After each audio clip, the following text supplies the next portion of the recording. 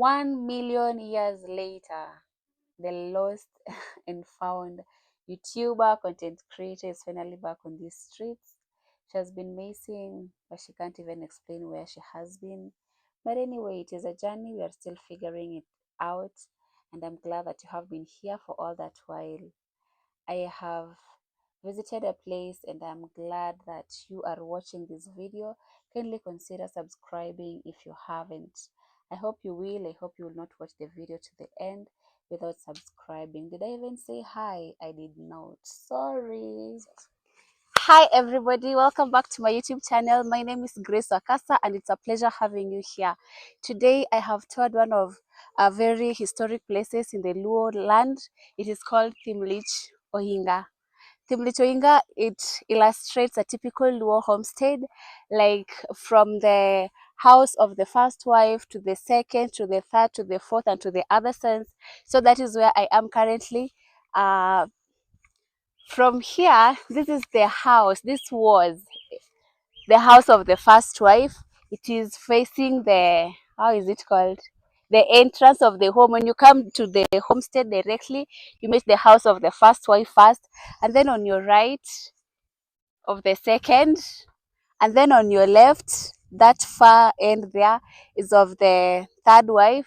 So this house was the house of the man of the home, and this is where he could have his own alone time whenever he needed to be alone, and also when he wanted either of his many wives to spend time with him, the wife could be called to come to this house and not him going to the other wives' houses. Okay, and then when we look at this other side, we have a cow's pen where cows would sleep in the night, and the reason why it is this low is to enable whoever angesimama from wherever wangekuwa kama na huko nyuma wanaweza kuziona wakiwa na huko ndani. Ndio maana hizi mawe iko na chini kidogo, alafu hapa ni nafasi ya ng'ombe kuingia. As you can see, inakaa kubwa kwa sababu alikuwa homestead za kitambo alikuwa na ng'ombe wengi. Alafu tukikuja na huku mbele, we have a fireplace. See this round thing over here? This is where the members of this homestead could sit in the night to have their meals or to just tell stories. Because hakukuwa na stima, there was no any way of lighting the place. Wangewasha moto hapa, and then your light ya moto ndinge provide light wakiendelea kukula. That's it for the fireplace. Alafu tukiendelea, we also have granary. Granary ni place walikuwa na store cereals, where they would store their cereals, the likes of millet na sorghum. They were the most common in those days, and every wife had their own granary, and also the mzee of the house, of the home, also had his own granary, where whenever they had visitors visiting the homestead, mzee could not go to any of the wife's granary, but instead he could just take whatever he wanted to give the visitor, to escort the visitor with from his own granary, and then that was it.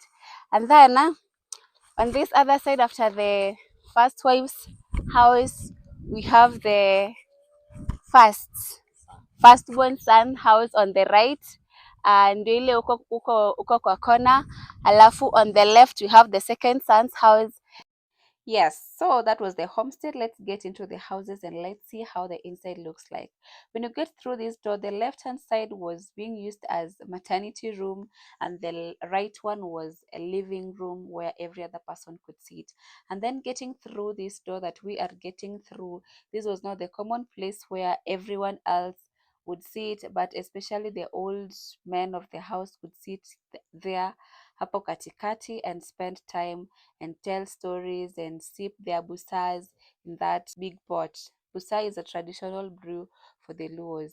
And then the bed. Wait, let me take you pole pole. Those are the stools that they used to sit on. They looked exactly like these ones. I think I also saw one of that kind in my grandma's house. Kitambo, but today I don't even know if it exists. So that is how their common room looked like. And some houses still look like that. And then this other side, this thing here is the bed. That is where they used to sleep, and they could light fire on the far end to provide them with heat, because they just used to cover themselves with skin.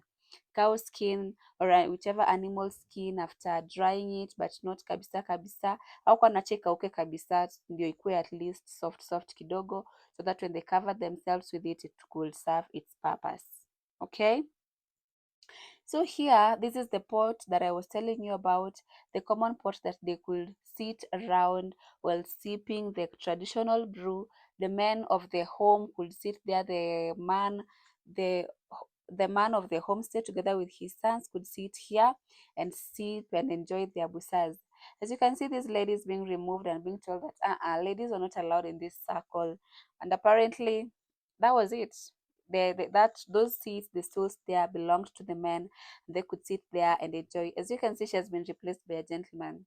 But later on, we were told by our guide that it was okay for them to sit, but I don't know which side, left or right. I'm sorry, I forgot that bit. But yeah. And then on this other side, we can see where the tiny goats and fish could, not a fish, pole, sheep could spend the night. Sorry about that. And then this other side, we have the kitchen. The kitchen, everything here was built. So the kitchen and the working top, you can see there, together with the pots where they could use to cook different dishes. Every pot had a role.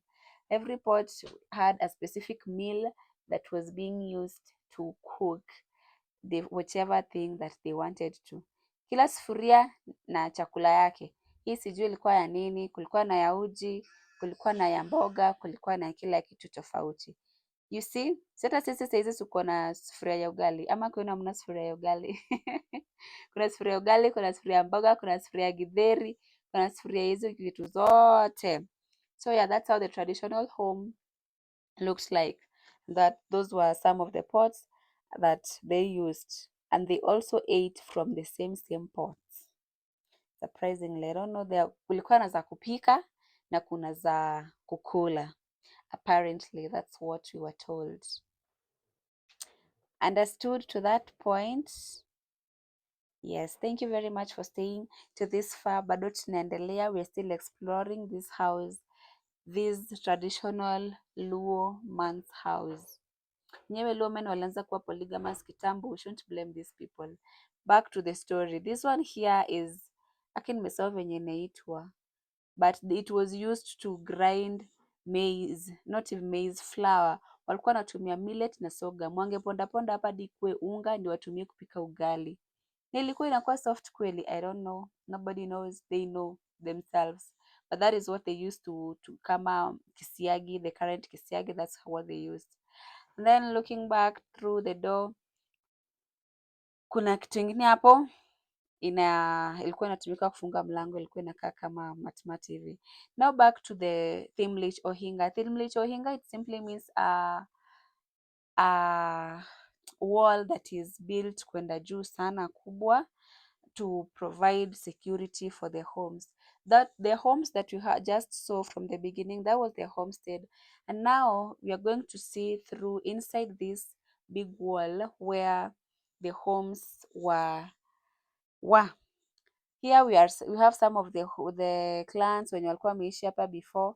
Some of them were told they moved to Tanzania and they were not being, they can't be traced in Kenya. So let's get through this wall. We were told that this wall, it has been in existence for over 500 years. That is according to them. We do not know, it has not been approved, but that is what history is telling us. So the wall was raised and the entrance was this small, as we can see here from this other side. Here hapa, this place was officially opened ama launched by Honorable Amina. Let's get inside and see. So when you get inside, this is how the walls looks like. The homestead that we just saw outside, sasa hapa ndani hivyo ndo venye zilikuwa, ni venye sasa kwa sababu ya space ndio kwa maana hawajaziweka in one room, but now they have built the walls separately. The walls zimekuwa in existence, the walls have been in existence for over 500 years. The homestead ndo zenye waliweka ndio iendelee kuserve kama mahali pa kujifunza hiyo history. Hizi ndio hizo walls. This is now the wall, and we are told that this is just homestead ya mtu mmoja. There are others on the other sides that we didn't get to visit, but yeah, that is it. Mnaona venye that compound ni kubwa. Kila mwanamke alikuwa na shamba yake, kila mwanamke alikuwa na space ya kuweka mifugo. Yep, that is it. So we are heading towards the end of the video, and I hope that you have enjoyed. I hope that I have made a lot of sense to those when you wanna watch and they're not Luos. I hope you now understand why our current Luo men are polygamous. It started with their forefathers, so and they used to have big lines. Anyway, that is it for them. I hope you understand. If you're dating a Luo, all the best, all the very best. I wish you well. We were there. So that's it for a typical traditional Luo homestead. Stay with me as we continue exploring other places. This is Thimlich Ohinga for you.